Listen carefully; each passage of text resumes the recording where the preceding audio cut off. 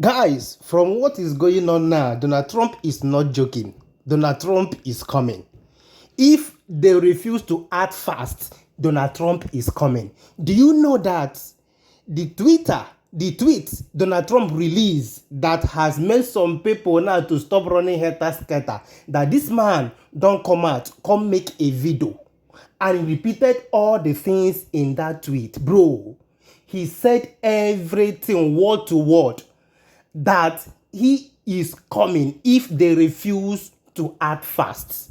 Do you know that since he made that tweet, that too many things is happening in Nigeria now? The president declared state of emergency on our security training institutions. DSS don't sack about 115 personnel. Guys, what's up now? I just want you to watch this analysis from Arise Television and see how serious this man is in waiting in the talk. Just watch the video. I'm coming back. How should we read this latest video from Trump as his administration concurrently deals with its own challenges in the U.S.? Absolutely. I mean, kind of like the way you have all been discussing it this morning, this is such a significant escalation. I think that we've really seen how quickly this has escalated. It was Saturday that President Trump first put out that first post on Truth Social. By Sunday, he was talking on Air Force One, saying that, you know, he might be considering boots on the ground in Nigeria. This is now Thursday morning, and we have this, what looks like a pre-recorded video statement, probably filmed inside the White House, where he basically laid down three key points. The first being that, yes, he has officially declared Nigeria as a country of particular concern.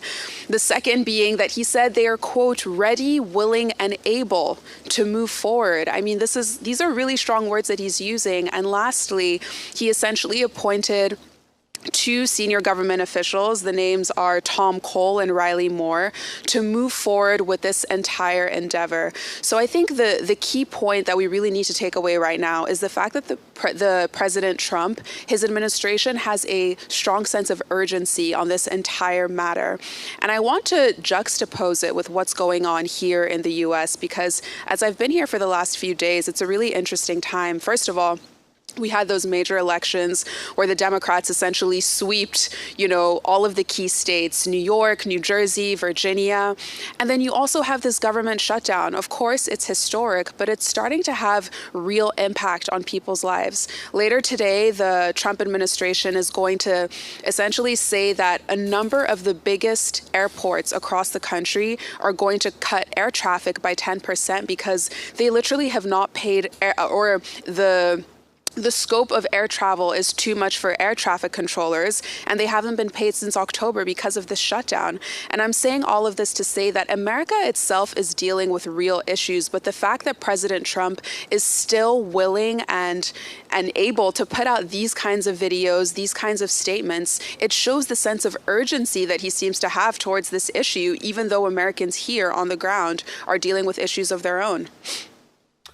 So is there a sense that the diplomatic wheels are turning and that this potential military action by Trump, as suggested, can be averted in any way?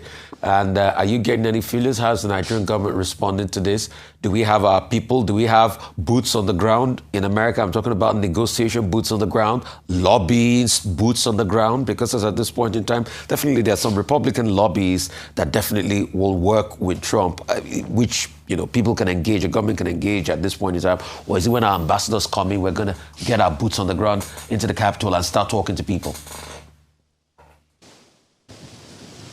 So in theory, it seems like that is what should be happening. I know that you all briefly talked about that speech from the Minister of Information, Mohammed Idris, yesterday. He said, and I quote, President Tinubu is taking the lead in addressing all areas of misunderstanding through diplomatic and political channels. Now, the Minister of Information wasn't specific about what political channels or what governments the administration is interfacing with, whether it's the American or any others. But there's still this sense that diplomacy as usual is not really the name of the game anymore. I mean, we've seen in the last few days that President Trump is big on Twitter. He's big on Truth Social, as well as, Senators Ted Cruz. They're posting videos. They're, retweeting one another, replying to one another's tweets. This is not the diplomacy that, closed door meetings, people kind of speaking behind closed doors and just interfacing on a one-to-one personal basis. This is the age of social media. And I think that, we also saw that one tweet from the Minister of Aviation, Festus Keyamo, where he wrote this open letter to President Trump. But aside from these statements that we've seen here and there kind of flying in a very public sphere, there isn't a sense that diplomacy as we know it is really taking place in this situation. And I think that given the sense of urgency and fire that the Trump administration is coming with, the Nigerian government needs to find a way to put forward an intentional and nuanced plan about how they plan to address a lot of these allegations that America is coming forward with. I can give you an idea quickly, Anieze. How about Nigerian government engaging top MAGA podcasters, engaging top right-wing media outlets, engaging Fox, buying ads on Hannity's show, engaging the likes of Tucker, engaging the likes of other top MAGA podcasters, because these are the people Trump listens to. Absolutely. I know that Mohammed Idris was briefly on CNN.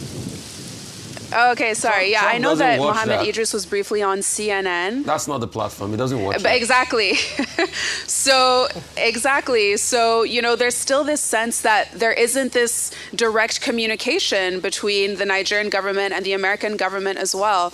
And I think that that's a really key point, because there was some reporting that said that what essentially set off all of this, what essentially set off President Trump putting that initial tweet or that initial post on Truth Social was a Fox report. And Senator Ted Cruz has been at the forefront of all of this, and he does a lot of interviews with Fox. He did one just yesterday as well.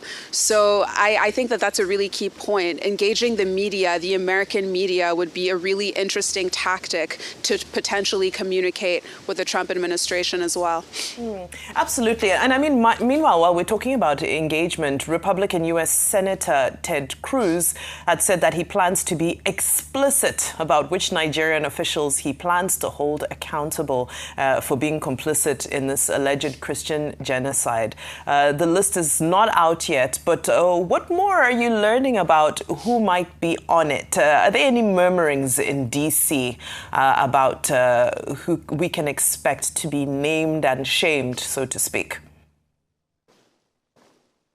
Yeah, so to Rufai's point, Senator Ted Cruz did an interview with Fox News just yesterday, and he essentially called out 12 northern states as the potentials of who we might see on that list. I mean, I won't list them all out, but they're essentially the states that engage with the Sharia law, so Zamfara, Kano, Katsina, Bauchi, and more. And Cruz seems to be hinting that a lot of the government officials that he intends to name and shame, as he said, in the coming days and weeks, will likely be from those particular states. And he said that it's because, in his words, these particular government officials are complicit in the mass murder of Christians, and the plan is to sanction these officials. Now, it's still not clear what exact sanctions they plan to enact. But, as the U.S. has done before, it could be visa bans, it could be asset freezes, it could be seizing properties. It's definitely, we're kind of in a waiting game as of now, but, we'll see how this all plays out, especially because he said he would call these officials out by name. So this is a story and a thread we will absolutely keep following. All right, thank you so much, Anieze. I think in terms of diplomacy as well, have it on. No, I've been saying this thing since this particular issue started, that instead of some of these our leaders coming out to be doing too much that they should go into action. What President Trump did is to show concern concerning Nigerian Christians. In fact, let me put it this way. He showed concern concerning the buying of Nigerians. You get the point? What these people have not done since they enter office, since this man released his tweets, it's as if all of them are trying to sit up. You get the point? It's as if they are trying to sit up to do things the way it's supposed to be done. Are you getting it now? Now, they are looking into the training institution. I have asked this question before. All this, our police academy, what really are they teaching them in that particular institution? That after going through that particular training, that these people will still go out, will just come out in the society and still will not be behaving professionally as a professional in their field. What are they really teaching them? You get the point? The only thing we are asking for, so some people will be like that, they don't know why Nigerians are too excited because that Donald Trump said that he's coming to Nigeria, because we have lost hope in our leaders. They are not doing anything.